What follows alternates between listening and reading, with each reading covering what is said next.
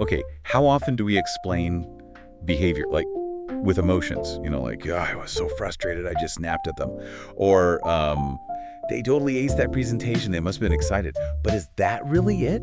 Is emotion like the cause, or is something else going on? We're going deep on emotions today, but not just as feelings. We're looking at them through that ABA lens. Yeah, it's tricky, isn't it? I mean, we all experience emotions, but like saying they're the only reason for a behavior, it Yeah. can be kind of misleading, right? Yeah. The chapter calls them like fictional causes. Okay. Not that feelings aren't real, just maybe not the direct drivers of everything we do, like we assume. So are we saying emotions aren't real? I feel like people are going to be upset about that. No, no, not at all. It's more like they're not the whole story. The chapter uses this analogy. Mhm. Instead of saying I ran because I was scared, think of it as because I was scared, I was more likely to run. Okay. So the emotion kind of sets the stage, creates a predisposition, but it doesn't force the action. Like, imagine a video game, right? Fear gives your character a speed boost, but you're still the one controlling which way they run. Okay, yeah, that makes sense. So how does ABA fit in then? We're not like renaming emotions, are we? Definitely not. ABA, it kind of gives us a framework to see behavior more completely, including emotions. So like, instead of just slapping a label on someone, angry, ABA breaks it down, What does that anger look like? The behaviors, what triggers it, and the consequences that make those behaviors stick around. So it's less about they're angry and more like what makes them act angry, what sets them off. Exactly. And the chapter, it digs into this with the James-Lange theory. It suggests that those physiological responses, sweating, blushing, heart racing, are really central to how we experience an emotion. Like that old school lie detector test. It's not picking up lies, it's those bodily signs of anxiety, right? Exactly. But here's the thing. Research hasn't really found a unique physiological, like, fingerprint for each emotion. My heart can race because I'm scared or because I just ran up the stairs. So relying only on the body to define emotions doesn't always give us the whole picture. Hold on, so if I see someone sweating, I can't just assume they're nervous. My whole life is a lie. Think of it like this. Sweating tells you something's up, but not necessarily what. You need more context. The chapter even points out, we often recognize emotions in others without seeing any physical changes at all, like knowing someone's angry just from an email they sent, right? So it's not just about our bodies then. What else is part of this emotion puzzle? Right. That's where this idea of emotion as predisposition comes in. Okay. Rather than seeing emotions as causes, we see them as making certain behaviors more or less likely. An angry person might be more prone to yelling, less prone to, offering help, but it's not a guarantee. So it's about the patterns, right? The behavioral patterns that tend to go with certain emotions. Exactly. We move beyond simple labels. We look at the bigger picture. That's where ABA comes in.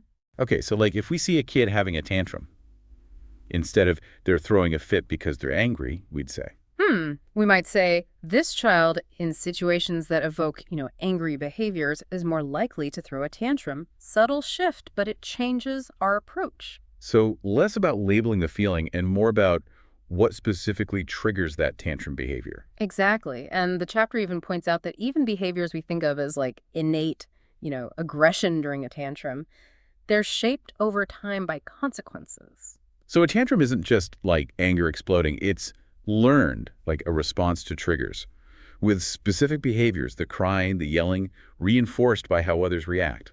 Like if a kid learns that screaming gets them attention, they might scream more in the future. Yeah, exactly. And that's how they build up a whole like repertoire of those angry behaviors. It's not as simple as we think. This predisposition idea really makes you think twice about, jumping to conclusions about someone's behavior, huh? Oh, absolutely. And it gets even more interesting when we consider what the chapter calls emotional operations. Okay. These are the specific events or conditions that produce those emotional states. So instead of they're frustrated, we'd look at what caused that frustration in the first place. Precisely. The chapter uses the example of restraint leading to rage. Being held back, either physically or even metaphorically, it's likely to trigger a strong emotional response. Makes sense. But that also kind of highlights how similar situations can have different reactions, right? Like missing a pen versus being physically held back. Both frustrating, but different intensity, and the behavior that comes out is different too. That's a great point.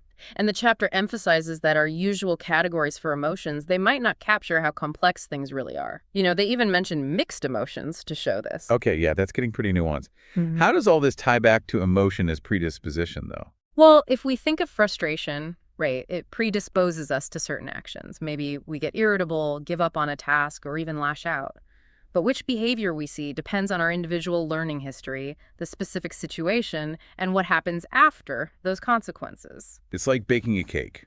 The emotion's one ingredient, but the final product depends on the whole recipe. Exactly. And the chapter takes this further, comparing emotion to motivation.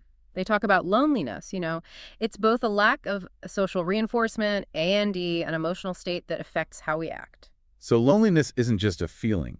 It makes certain actions more likely, withdrawing or, seeking connection, or even doom scrolling on social media for that little bit of belonging. Exactly. Understanding the total emotion means looking at all those pieces, those physiological responses, the outward behavior, and those predispositions to act in certain ways. Like we're piecing together a puzzle. And once we have the full picture, we can address the situation more effectively. That leads us to a crucial point the chapter makes. Emotions are not causes. Ooh, that sounds like a game changer. So if emotions aren't causes, what are they? Think of them more as signals, indicators that something's going on. But the real drivers of behavior, they're in the environment and our learning history. The chapter uses the example of a failing business to illustrate this. Okay, tell me more. I'm intrigued. So imagine their business is tanking, right? They might feel overwhelmed, anxious, even depressed. Easy to say, oh, their anxiety is making them neglect work. But the chapter argues the real cause is the external situation, that failing business. So the emotion is a response to the situation, not the reason for the behavior. That flipped the script. Precisely. And recognizing this shifts our focus, right? From changing the emotion itself to addressing the situation that triggered it. Like the chapter's analogy about hunger.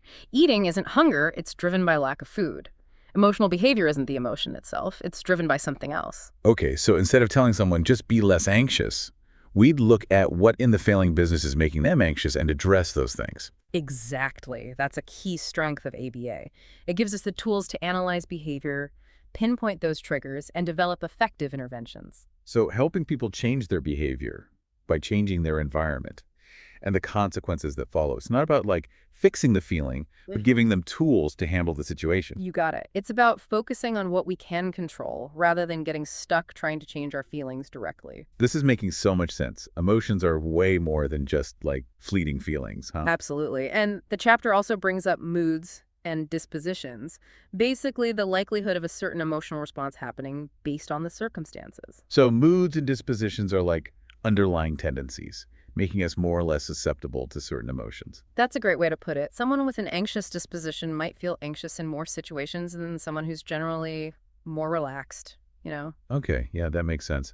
So how does knowing about moods and dispositions help us, in real life? Is it just about labeling ourselves? It's more about understanding those patterns, those potential responses. The chapter gives examples like pep talks and cross-examination. Oh, yeah.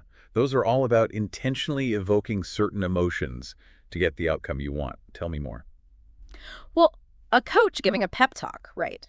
They're tapping into their team's emotional repertoire, using inspiring words, highlighting past wins, maybe even a bit of rivalry to increase the likelihood of aggressive, competitive behavior on the field. It's like they're hacking into the team's emotional circuitry to get them fired up and ready to win. Exactly. And on the flip side, you've got a skilled cross-examiner in a courtroom, using questions, challenging inconsistencies, even appealing to the jury's emotions to try and get a confession or, discredit a witness. So they're both using this understanding of emotional operations to try to influence behavior. It's like emotional manipulation, but with a purpose. In a way, yes, but it highlights that emotions aren't random. They're predictable responses to those triggers and consequences. This is blowing my mind. It's like I'm seeing the matrix of emotions now. And here's the kicker. This isn't just limited to pep talks and courtrooms. This is happening all around us, especially in marketing and advertising. Oh, yeah. Advertisers, those are the experts at playing with our emotions to get us to buy stuff. Right. Think of all those commercials using humor, heartwarming stories, or even, fear tactics all to make you associate their brand with good feelings or avoid bad ones. It's like they're infiltrating our emotional control panels.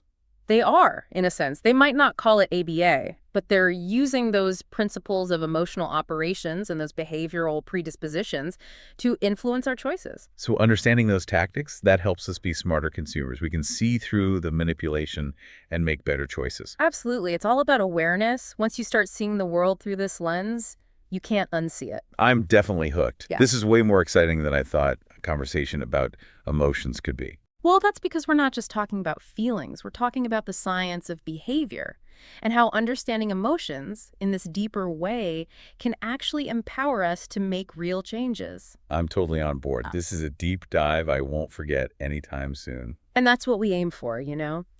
Challenge those assumptions, expand your knowledge, and inspire you to apply these insights to your own life. I am inspired. I'm so glad we got into this today. Me too! It's such a fascinating topic.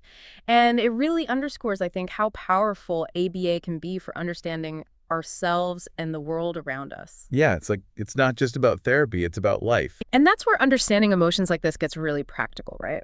Especially in ABA. Let's say you're working with someone, they struggle with anger management. Mm-hmm. Knowing that emotions aren't like the root cause, it changes how we approach the situation. Yeah, because instead of telling someone to calm down, which never works, you'd look for those emotional operations, those triggers, the stuff that sets off those angry behaviors. Exactly, like figuring out what makes the volcano erupt, not just dealing with the lava, right? Right. So we help them figure out what situations, what events consistently happen right before those outbursts. Okay. Is it certain people, certain demands, maybe feeling rushed or overwhelmed? Once we understand those triggers, then we can help, either avoiding them or changing how they react. So less about suppressing the anger, more about giving them tools to handle the situations that lead to anger. Yeah. Like, instead of a lid on the volcano, we're helping it release pressure safely. That's a great analogy. It's about empowerment, not suppression. That's a key distinction in ABA. This is so fascinating. It's like taking this abstract idea of emotions and making it like concrete, actionable. And the chapter even talks about how we can use this knowledge of emotional operations to intentionally evoke certain behaviors. Hold on, intentionally. Like, we're making people feel things on purpose. That sounds kind of ethically iffy, doesn't it? That's a fair point. But remember, we're not talking about mind control or anything. Yeah. It's about understanding the principles, right? Okay. The things that influence behavior and using them in a way that's ethical and actually helpful. Think about fields like therapy or education, even parenting, They're all using these principles to some extent. Okay, yeah. So give me some examples. Like, how do you evoke an emotion ethically? Well, we've talked about those pep talks, right? Mhm. The coach uses specific words, they highlight achievements, maybe even bring up a rival team to get those players fired up. They're tapping into those emotional predispositions to increase the likelihood of that, competitive, assertive behavior on the field. So it's not about like forcing those emotions. It's about setting the stage for them to come up more naturally. Exactly. Or think about a therapist working with someone who has a phobia. They might use exposure therapy. Gradually expose the person to what they're afraid of in a safe environment. So by carefully managing that exposure, providing support, they help that person overcome their fear. So they're not trying to erase the fear. They're trying to change how the person relates to it. Exactly. Or, think about a teacher. They set up a classroom with clear expectations, positive reinforcement, engaging activities. They're not just telling kids behave, they're creating an environment where those positive behaviors are more likely to happen. So it's about recognizing emotions are part of it, but they're not the only variable. We can influence them by changing the environment, the triggers, the consequences. Right? You're getting it. It's a powerful perspective.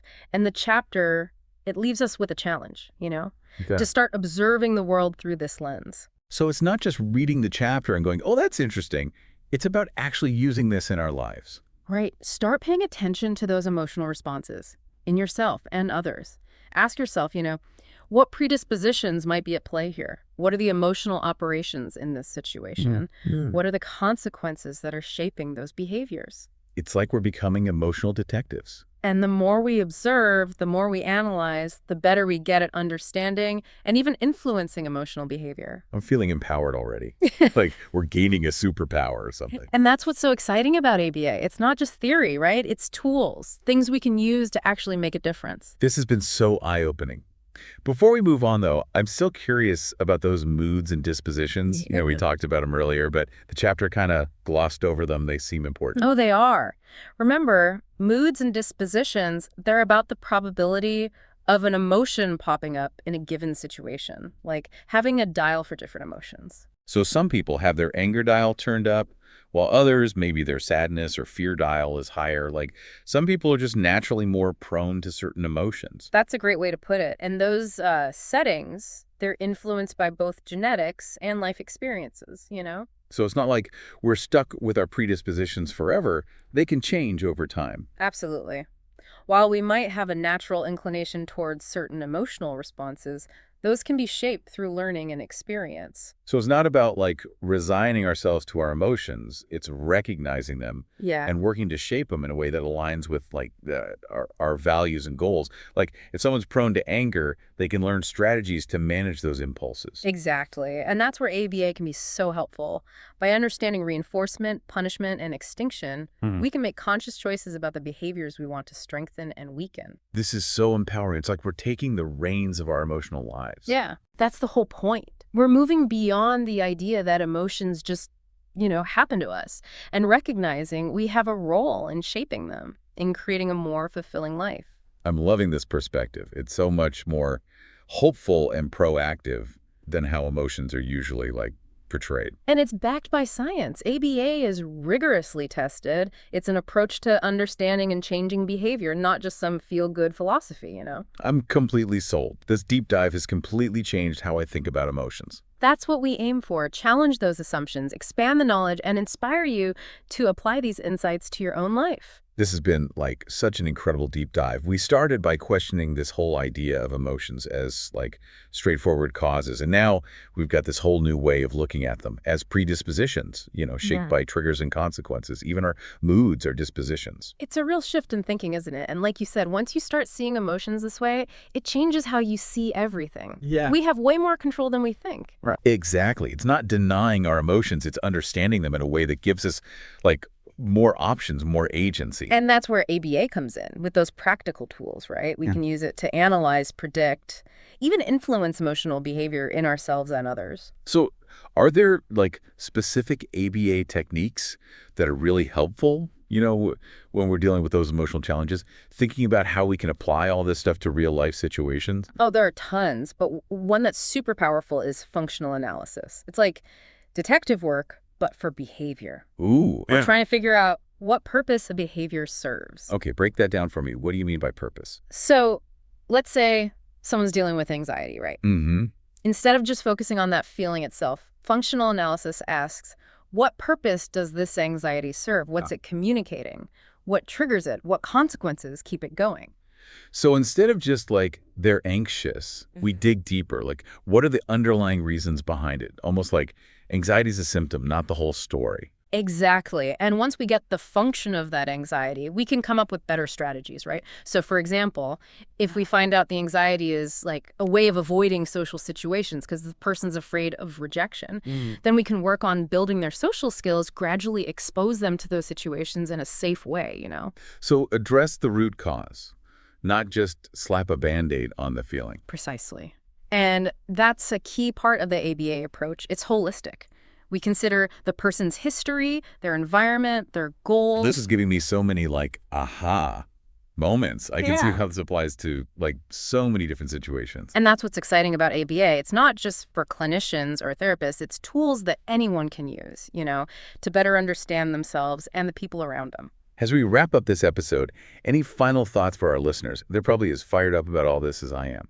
I just encourage everyone, look at the emotional behavior around you with this new lens. Pay attention to those triggers, the consequences, those predispositions. Ask yourself, what function might those behaviors be serving? And most importantly, remember, you have the power to shape your own emotional responses. Create a more fulfilling life. That's a powerful takeaway. Thanks so much for joining me on this incredible deep dive. I feel like I've got this whole new toolbox for understanding emotions. It's been a pleasure exploring these ideas with you. And remember, learning about human behavior, it's a journey, always more to discover. Until next time, keep diving deep and keep those questions coming. See you then.